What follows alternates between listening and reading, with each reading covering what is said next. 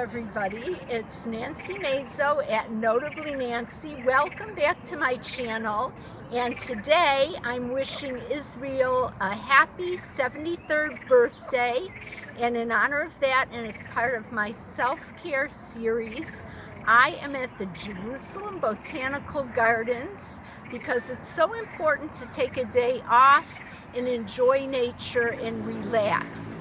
So follow me for some beautiful sights today in Jerusalem, Israel. Independence Day number 73 at the Jerusalem Botanical Gardens. See you inside. Okay, here we are inside the Botanical Gardens, and we are going to start out on Trail 1, okay? And I hope I'll have some beautiful spring flowers to show you, because in Israel, this is the, what am I trying to say? This is the time of the blooming of the spring flowers. Okay. This is the South African section of the Botanical Gardens, and as you can see, the daisies and different flowers are in bloom. Okay, this is a eucalyptus tree originally from Australia, but when the country was being developed in the late 1800s and early 1900s, this tree was planted in swampy areas of the country to drain the swamps.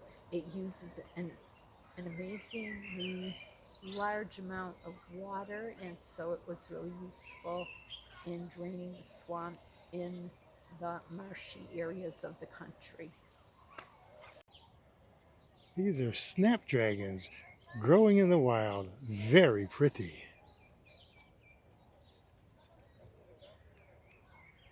Okay, we've come to the Bible path in the Jerusalem Biblical Gardens, and these will be plants and trees that grew in the biblical times.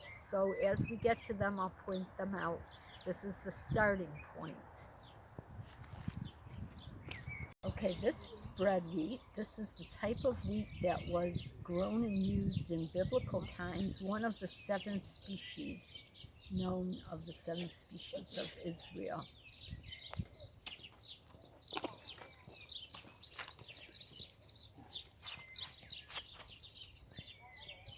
Okay, this is a grapevine, and as you can see, the new leaves are sprouting here.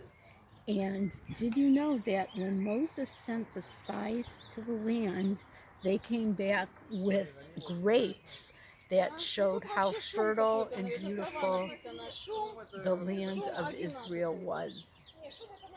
Okay, this is the pomegranate tree, another one of the 7 species of Israel. And when the spies came to check out the land of Israel, pomegranates are something that they brought back.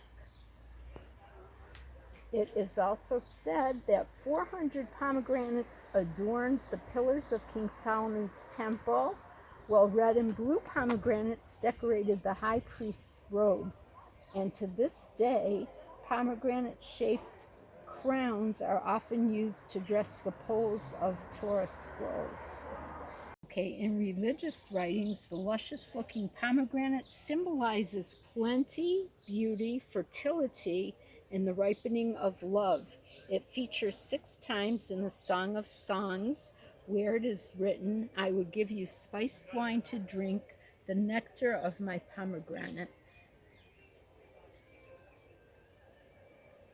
Okay, now we have come to the date palm, which is another one of the 7 species, also known as one of the 4 species in Israel.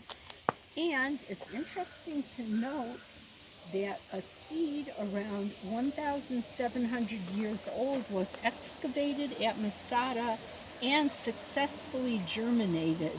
Okay, it's named Methuselah, and it grows in southern Israel. This is a carob seed pod, and it's interesting to note that the weight of 1 carrot actually equals the weight of 1 carob seed, which actually looks like this.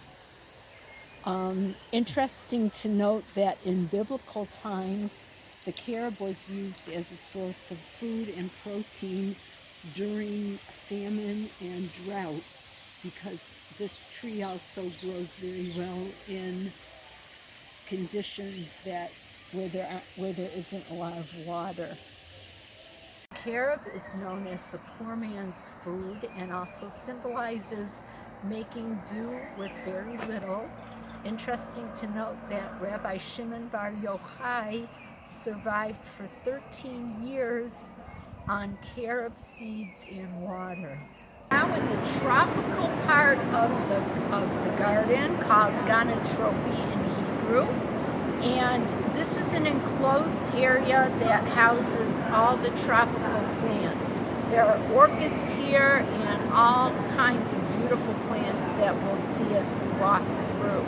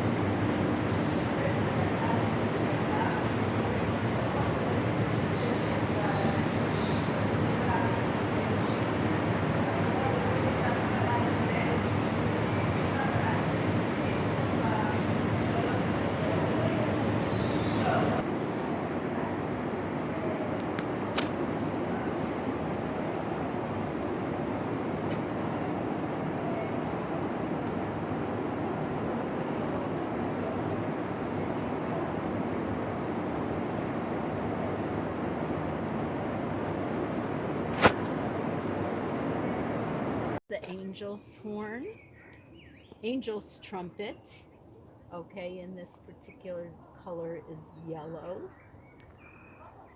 It's an evergreen shrub of South American origin.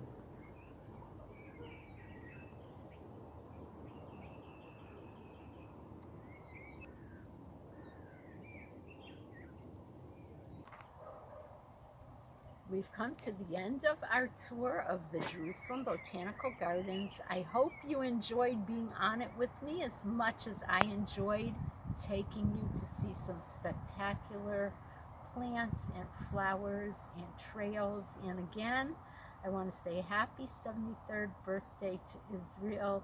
It's so special and beautiful to be living in this country.